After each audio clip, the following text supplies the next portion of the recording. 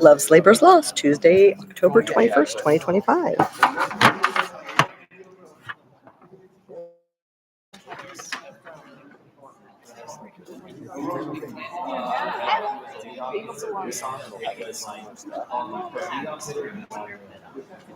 Today?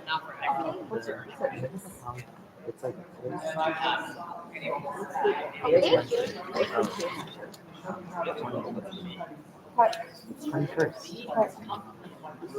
Lillian, you want your mom to meet us here or hide your place? Oh, that's good. Woo! Woo! I love you. I remember that scene when we were young.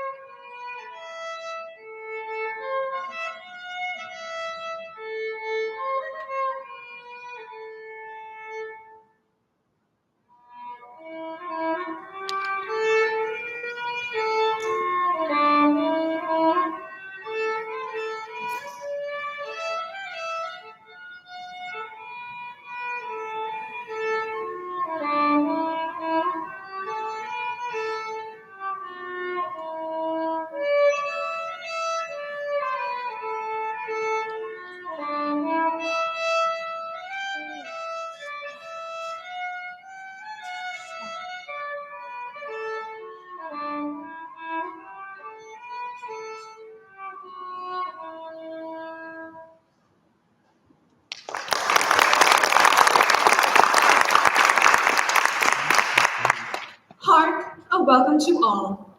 Good gentles, welcome ye to the opening act theatre company's most merry presentation of Love's Labor's Lost by the esteemed Master William Shakespeare, here adapted into a lively hour's delight by the noble Nick Newlin. We do humbly extend our gratitude to the fine folk of PPS and RHS, administrators and stewards, past scholars, loyal boosters, kindred, and friends, for their most generous and steadfast support. Shouldst thou desire to be counted amongst the honored friends of Roosevelt Theater and offer thy coin in kind support, prithee visit our website or scan the enchanted square code placed in yonder lobby. Pardon me. A gentle beseeching, let all devices that chime or glow, be they cell phones, worn timepieces, or other curious instruments of noise, be silenced or shut down, for even the faintest hum or subtle gleam doth break the spell of the stage, much to the woe of both players and audience alike. Know also that no flash of camera nor secret taping is permitted, save what hath been sanctioned. This fair production is, by gracious leave, being streamed live onto the YouTube channel of Roosevelt Theater. Our heart thanks go to Master Nick Newlin and for such a noble allowance. We thank thee for thy godly cooperation. And now, let the revels begin. Enjoy the show.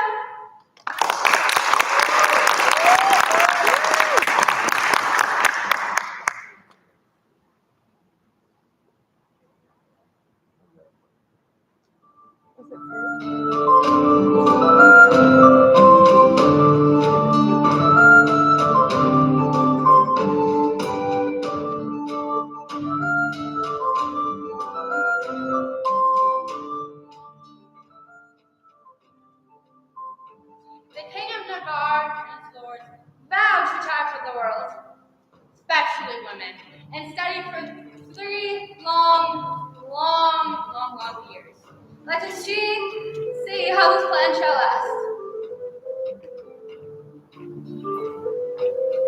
Let's feign that all had doctrine in their lives that restored upon our graves and praise us in the disgrace of death. You three, Jerome, Janae, and Longville, swore for 3 years term to live with me, my fellow scholars, and to keep those statutes that are recorded in that schedule there. Subscribe to the both and to. I am resolved. 'Tis but a 3 years fast. The mind shall banquet, though the body pine. My loving lord, domain is mortified. To love, to wealth, to pomp, I pine and die for all those living in philosophy.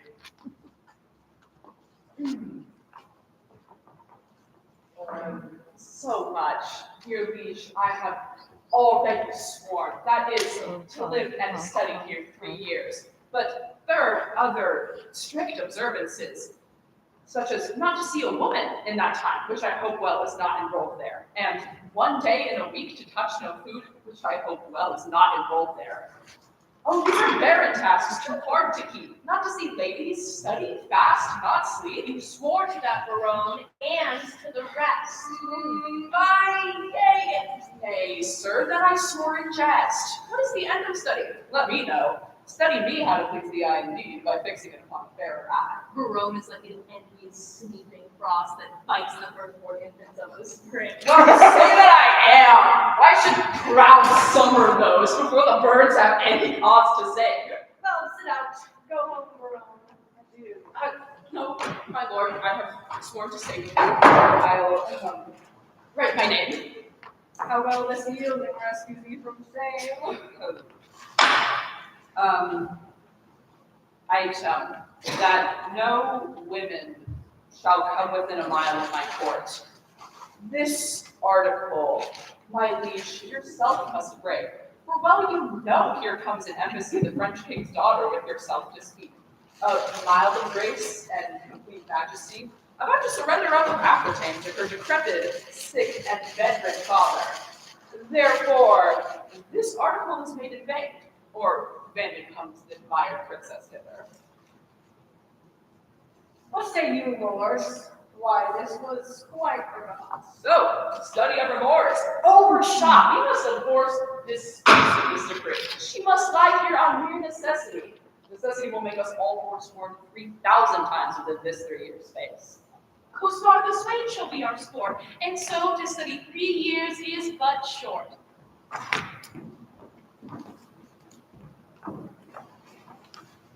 Signor, arm commends you. There is villainy abroad. This letter will tell you more. Sir, the contempt thereof is touching me. A letter from the magnificent Armado. The matter is to me, sir, concerning Jack Winena. The matter is, sir, I was taken with the manner. In what manner? In manner and form following, sir, all those three. Oh, I was seen with her in the manor house, and the sitting with her upon the form, and taken following her into the park. Oh, it is the manner of a man to speak to a woman for the form, in some form. Will you hear this letter with attention? Great deputy, the Wilkins belligerent and soul dominator of the bar, my soul's Lord's God and body's fostering weakness. Not a word of co-star yet. Peace. Speak to me in every man that dares not fight. No words. Of other men's secrets, I beseech you. So it is. Besieged with sable-colored melancholy, I betook myself to walk where I did encounter that obscene and most preposterous event. There did I see that low-spirited swain, that base middle of thy mirth. Me, that unlettered, small-knowing soul. me, That shallow vassal, still me. which, as I remember, high co-star. Oh, me. Sorted and consorted, contrary to thy established, proclaimed edict and consonant canon, with With a wench. with a child of our grandmother Cafusa, a female, Jacqueline, which I apprehended with the aforesaid sling, and shall bring her to trial. Thine in heart-burning heat of duty, Don Adriano de Armado. But, Sirrah, what say you to this? Sir, I confess the one. Did you hear the proclamation? Oh, I do confess much of the here, but little of the mercy. Sir, I shall pronounce your sentence. You will fast a week with bread and water. I had rather pray a month with mustard and porridge. And Don Armado shall be your keeper. My Lord Barone, see him deliver ore, and go beat ores to put in practice that which each other hath so strongly sworn.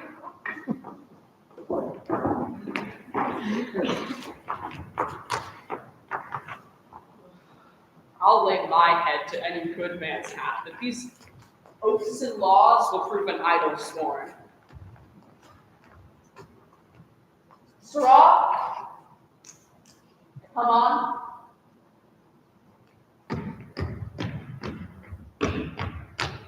I suffer for the truth, sir. For true it is I was taken with Jacqueminetta, and Jacqueminetta is a true girl, and therefore welcome the sour cup of prosperity. Affliction may one day smile again, until then, sit thee down, sorrow.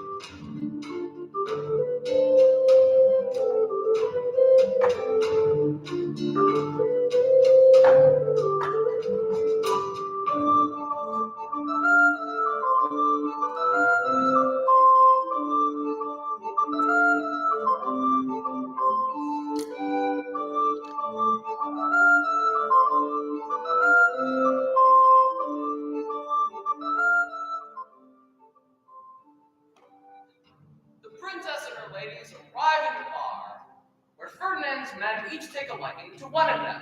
Perhaps that plan not to see women is not such a great idea.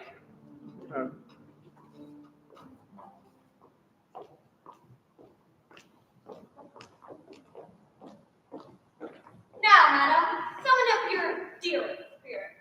Consider who the king your father sends, and what's his embassy. To parley with matchless Navarre, the plea of no less wit than Aquitaine, dowry for a queen. Good Lord Goyette, you are not ignorant. Navarre hath made a vow. Till painful study shall outweigh 3 years, no one may approach his side of court. Tell him the daughter, the king of France, in fortune's personal conference with his grace. Proud of employment? Willingly I go. All pride is willing pride, and yours is so. What are the votaries that are vow fellows of this virtuous duke? Lord Longueville is on. Know you the man? Oh, I know him that. At a marriage feast saw I this Longueville. A man of sovereign parts he is. The only soil of his fair virtues lost is a sharp wit matched with too blunt a will. Such short-lived wits do wither as they grow. Who are the rest?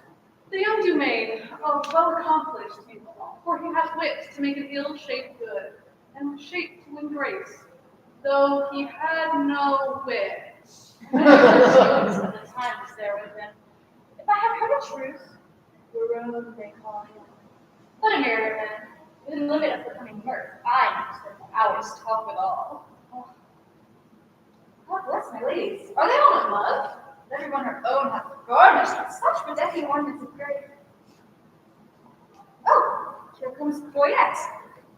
What admits, Lord? Navarre hath noticed of your fair approach, and he and his competitors in oath were all addressed to meet you, gentle lady, before I came.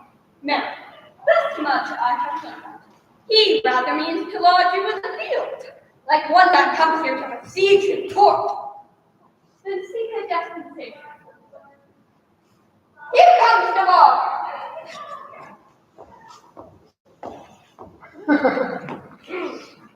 Well Welcome, fair princess, to the court of Noir. Fair, I give you back again, and welcome I have not yet. The roof of this court is too high to be yours, and welcome to the wide fields too base to be mine. Hear me, dear lady, I have sworn an oath. I hear your grace hath sworn on housekeeping. 'Tis deadly sin to keep that oath, my lord, and sin to break it. I will if suddenly I may. You will the sooner that I were away, for you prove perjured if you make me stay.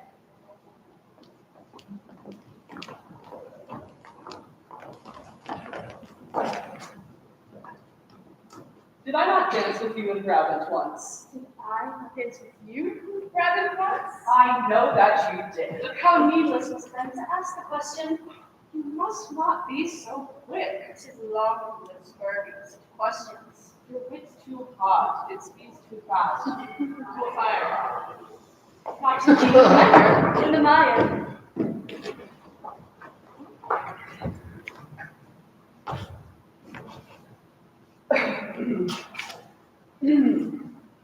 What time of day? The hour that fools your ass. Now fair of all your wraps, Scarf all the fainting covers. and send you many lovers. Amen. So you be done. Nay, then I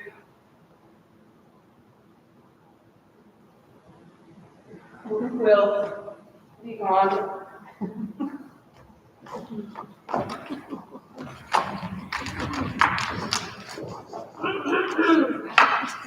You may not come, fair princess, in my days, but here without you shall be so received, and you shall deem yourself lodged in my heart. Tomorrow shall we visit you again. Sweet health and fair desires consort to your face. My own wish I be in every place.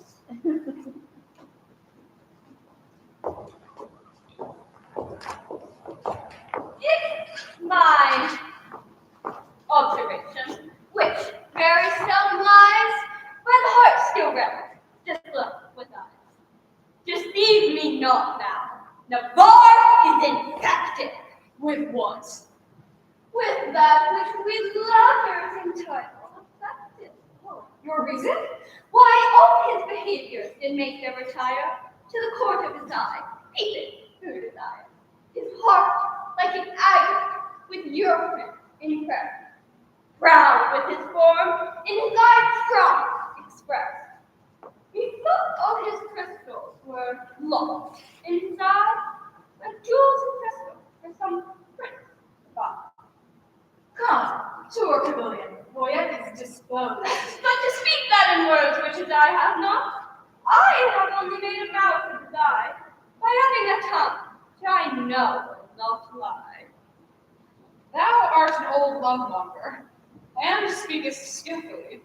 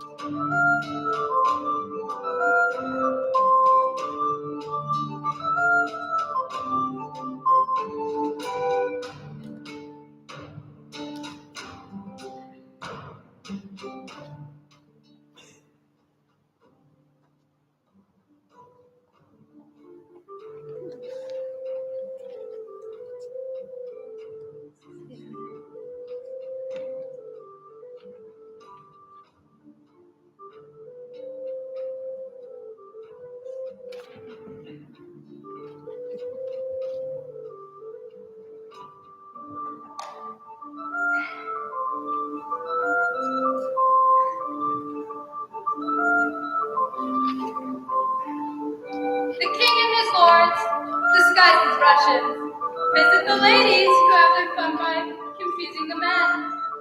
Poor misguided men, how will it all end?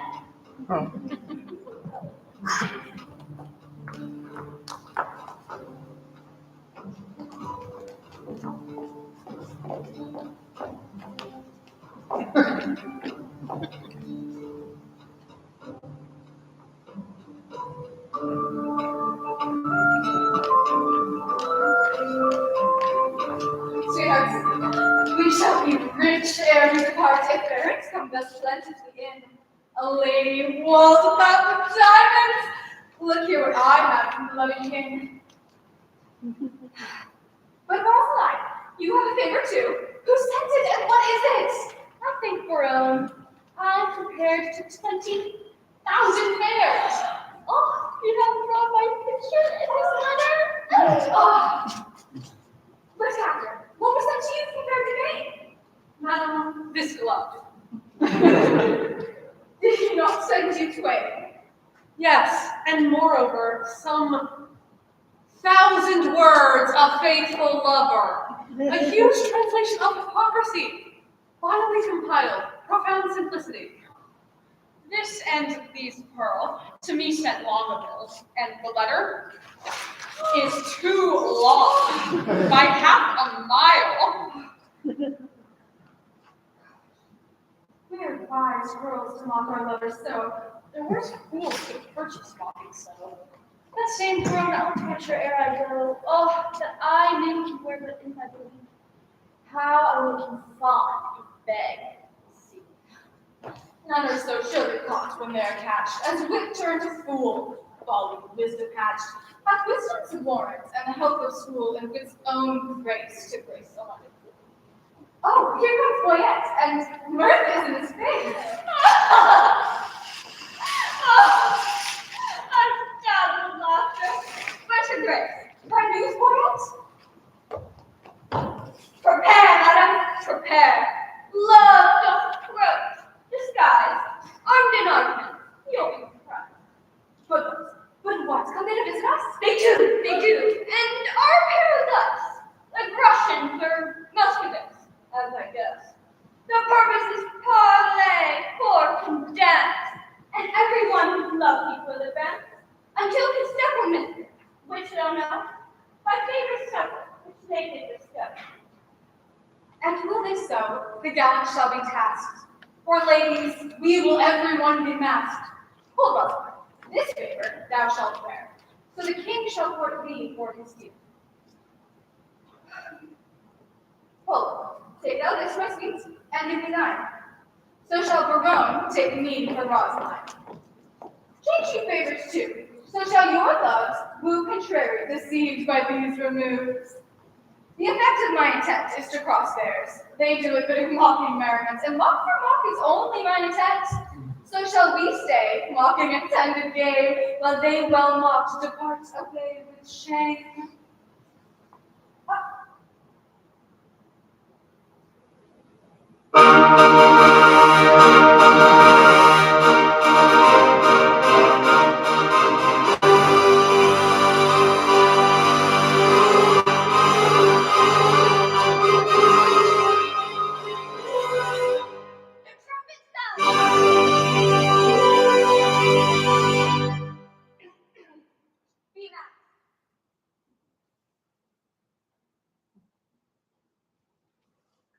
The maskers come.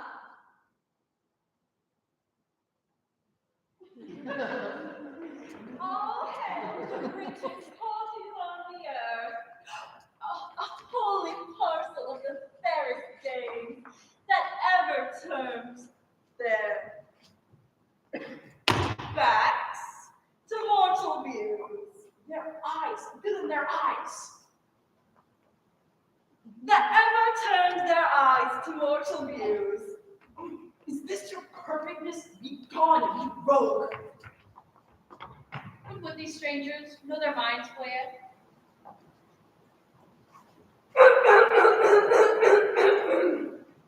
What would you with the princess? Nothing but peace and gentle visitation. What would they say then? Nothing but peace and gentle visitation. Why that they had and bid them so be gone. She says you have it and you may be gone. Sanctuary, we have measured many miles to tread a measure with her on this grass.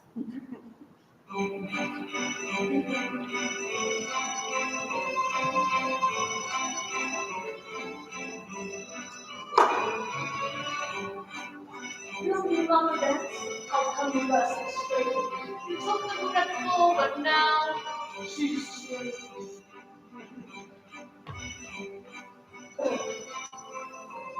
Right then, mistress. One. honey and milk and sugar. There are three.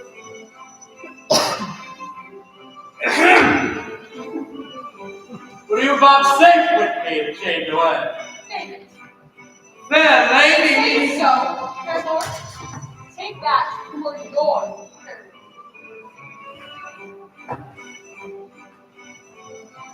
What? Oh, was your name upon a you have a double tongue within your mask, and will give forth my speech with his hat. One word in private in the air like that. Breathe softly then. Don't try to cry. Not one word more, my maids. Break off, break off. Thy human ultra deep in your skull. Farewell, mad wenches. You have simple faith. 20 years, my frozen Muscovites.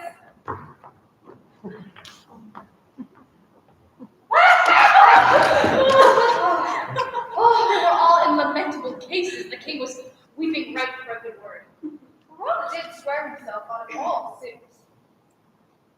Dumaine was at my service, and his sword no point, quoth I. My servant straight was mute. Long ago, said I, came over his heart. Madam and pretty mistresses, give ear. Immediately they will again be here, in their own shapes. Good madame, if my meal be advised, let us mock their skills well known as disguised. Let us complain to them what fools were here disguised as Muscovites and shapeless gear. Ladies, withdraw! The gallants are at hand.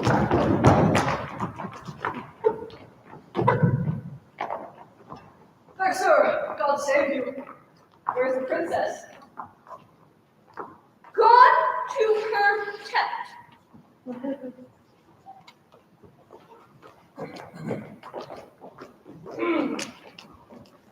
All hail, sweet madame, fair town of day. We have had pastimes here, and pleasant game. A mess of Russians left us but is late. How, madame? Russians? Aye, in truth, my lord, trim gallants, full of courtship and of state. Were you not here, but even now, disguised? Madame, I was. Rosaline, what did the Russian whisper in your ear? Madame, he swore that he did hold you dear, adding that he would wed me, or else die, my lover. The noble lord most honorably doth uphold his word. What meaning, madame? By my life, my troth, I never swore this lady such an oath. By heaven you did, and to confirm it plain, you gave me this. But take it, sir. Again, My faith in this, the princess I do give. I can provide this jewel on her. this jewel she did wear, and her own, I thank you, is my dear. I see the trick, aunt. Here was a consent going aforehand of our merriment to dash it like a Christmas comedy. The ladies did change favors. Then we, following the signs, glued the sign of she. Now to perjury, to add more terror, we are again forsworn in will and error. Welcome, fair witch. Thou partest a fair fray. Oh Lord, sir, they would know whether the free word shall commit. Go, bid them prepare. The ship is under sail, and here she comes again.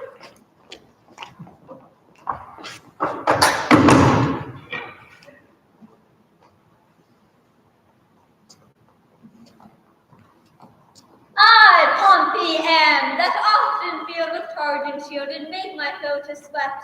And traveling along this coast, I hear him come by chance, and lay my arms before the legs of this sweet lass of France. Pompey proves the best word.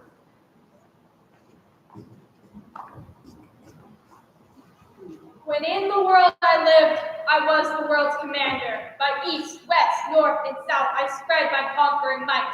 My scutcheon plain declares that I am Alexander! Pompey the Great, take away the conqueror. Take away Alexander.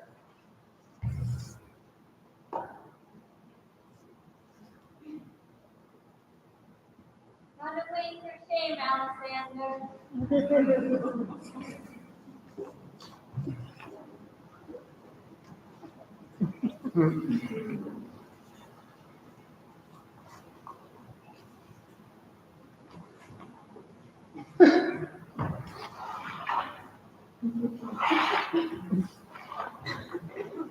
What there are worthy the coming will speak their mind in some other soul. Stand aside, good Pompey.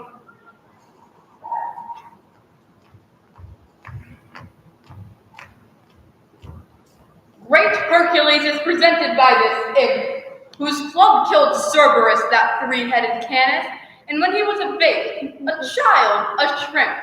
Thus did he strangle great serpents in his man, keeps them safe in thy exit and vanish. Judas I am, a Judas! No, not inferior, sir.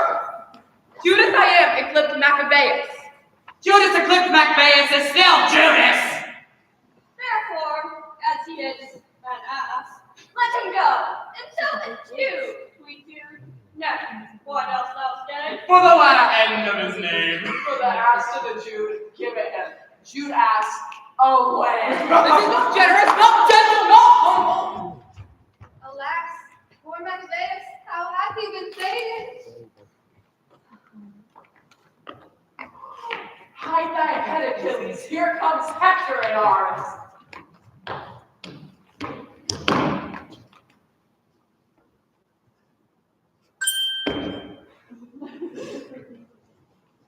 The army-potent Mars of Lances the Almighty gave Hector a gift, the heir of Ilion, a man so breathed that certain he would fight ye.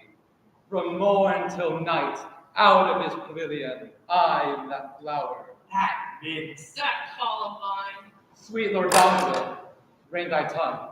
I will forward with my device.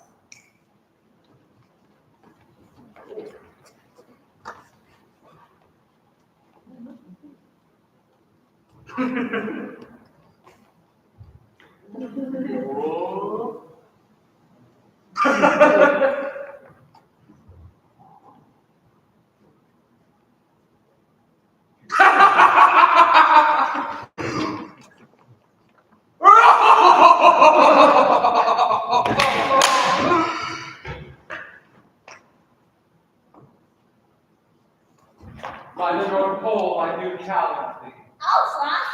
I'll do it by the sword. I've trained let me borrow my arms again. Room for the incensed worthies! I'll do it in my shirt. The noble Pompey hath made a challenge! Sweet slugs, I would pay and will.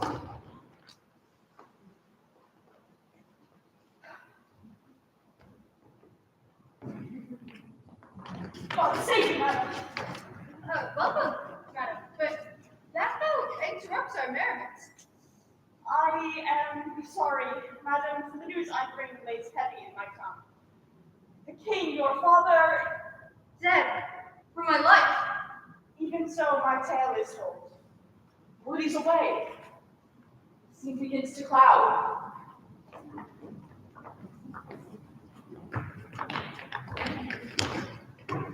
For mine own part, I breathe free breath.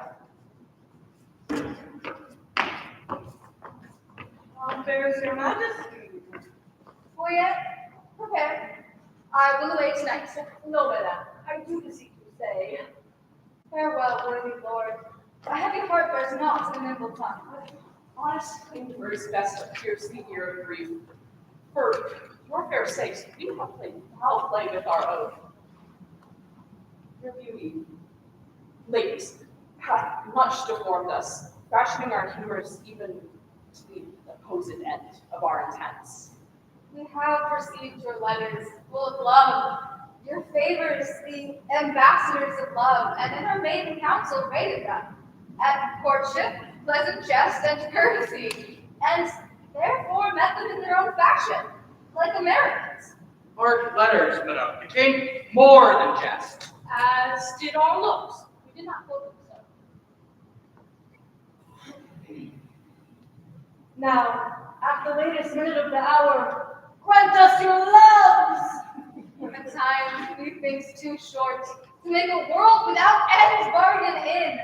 No, no, my lord, your grace has perjured much, full of dear guiltiness, and therefore this. Go with speed to some forlorn and naked hermitage, remote from all the pleasures of the world. There stay until the 12 celestial signs have brought about the annual reckoning. Then, at the expiration of the year, come, challenge me by these deserts, and by this virgin palm, now kissing thine, I will be thine. Hence, hermit said, my heart is in my breath. What about me? What about me? Come when your king drops my lady come. Then, if I have much love, I'll give you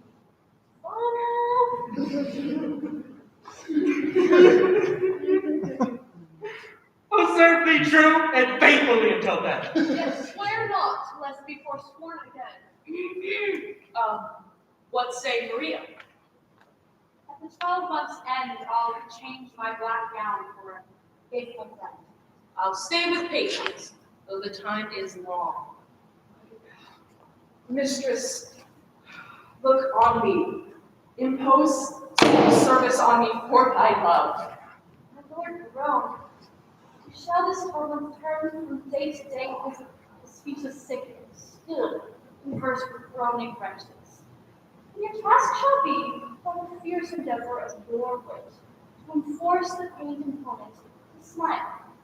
A just prosperity lies in the ear of him that hears it, never on the tongue of him that thinks it.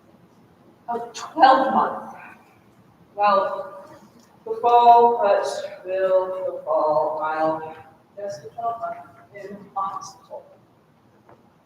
And so I take my leave. No, madame, we will bring you on your way. Our wooing doth not end like an old play.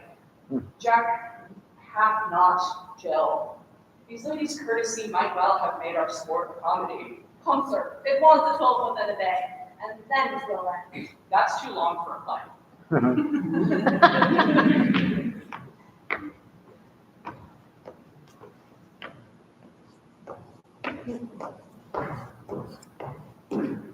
Sweet Majesty, vouchsafe, will you hear the dialogue that the two learned men have compiled in praise of the owl and the cuckoo?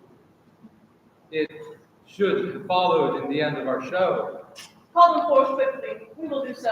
Hola, approach!